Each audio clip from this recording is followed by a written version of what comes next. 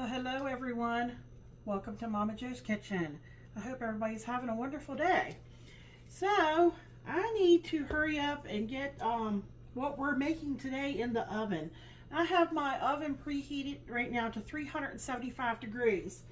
And let me tell you, I've already done most of the prep work. So, this is going to come together pretty quick and easy. Back here, I have a package. I bought this at Food Lion. Let me see the name of it. I can't see with my glasses. Can't see without my glasses, folks. Pork jowls, smoked center slice. And they've been sliced very thin. And initially, when I had bought these, I was going to use it for something else. And then, like often happens, I end up changing my mind. But we're going to use it up today because I bought it and I want to use it. So I have a baking sheet here, and just to help with cleanup, I put some tinfoil and I've sprayed it. Now what I want to do is I'm going to take these pieces of, again, pork jaw that's been sliced here. I might just use my hand to be easier. My hands are clean. See, they're pretty lean and fatty. And I'm going to place them here on the baking sheet first. See how many we can get on this sheet. I hope I can get most of them, if not all.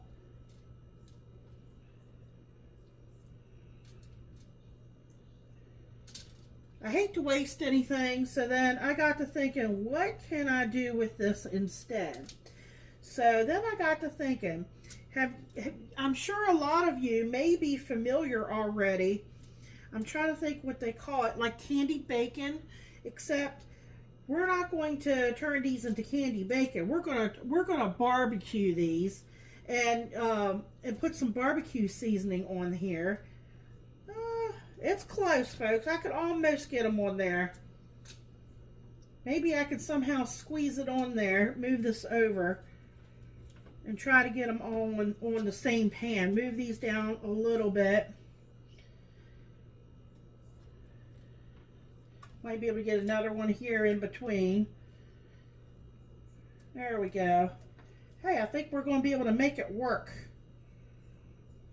Put these little pieces in here. And then I'm going to take some barbecue sauce here.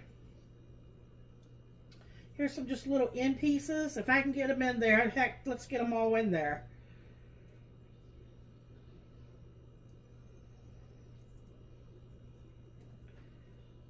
Okay, there we go.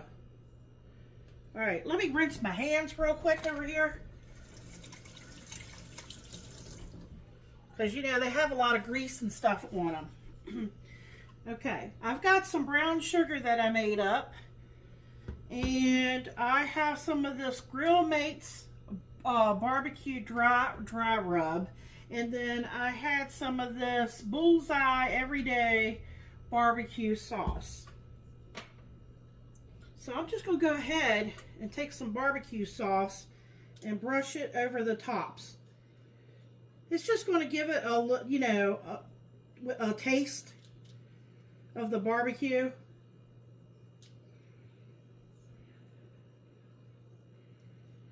And then we're going to flip them over and do the same thing to the other one.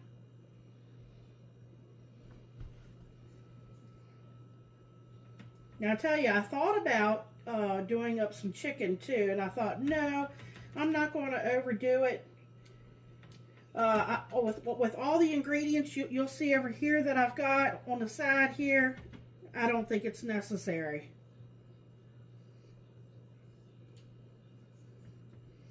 I have a tendency sometimes to overdo it. Okay, like I said, it doesn't have to be perfect. Let's just get a little barbecue sauce on there. It's for the taste. Get it on those little pieces too if you can. All right, now I'm going to take my tongs here. And I'm going to flip them over to the other side. Well, actually, no. Hold on. I'm getting ahead of myself here. I'm in a hurry. And I'm still not feeling the greatest. but I'm definitely better than what I have been. I think I should have not stopped taking my medicine quite so soon. Some of you might know, some of you might not know. My grandson, we watch our grandsons, and they were sick the other day, so they made me sick. So, all right, now I'm going to take some of this barbecue seasoning, and I'm going to sprinkle it on top. Just try to get a little bit on each piece.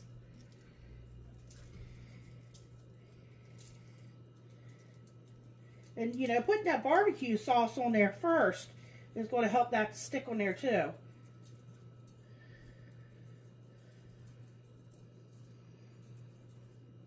Okay, now, clean hands, take a little bit of that brown sugar, and I'm just going to sprinkle a little brown sugar here on top.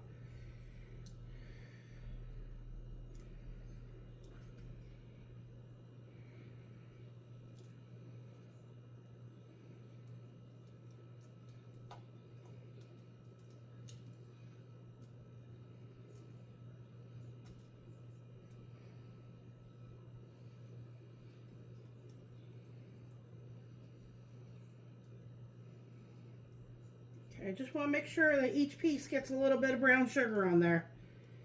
Okay.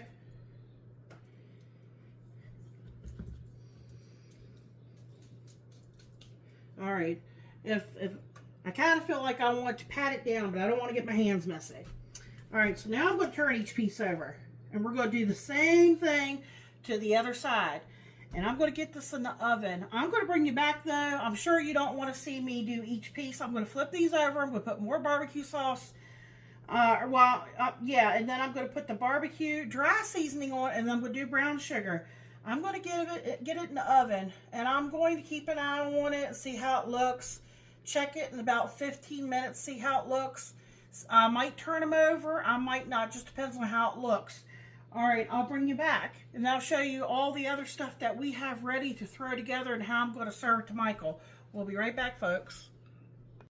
All right, folks, those pork, I guess you can call them hog jaws. That's what some people may call them.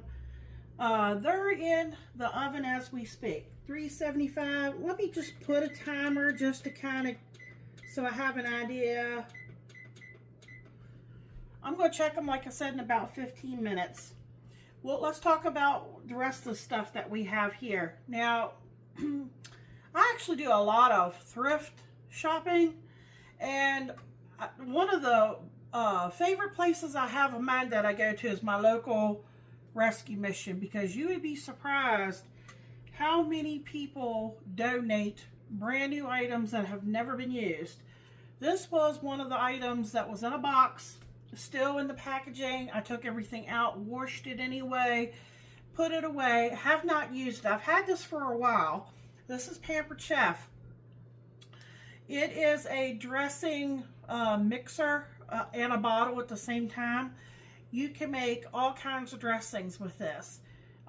Here I made the Italian, and it gives you a choice of what kind of vinegar and how much to use of each item. I followed the directions exactly because I want to see if Michael likes their recipe for their dressing.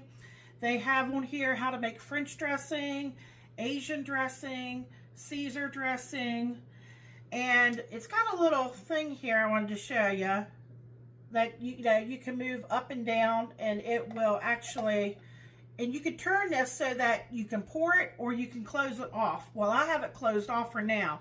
But see, it's got a little mixer in there, and you just go up and down with it.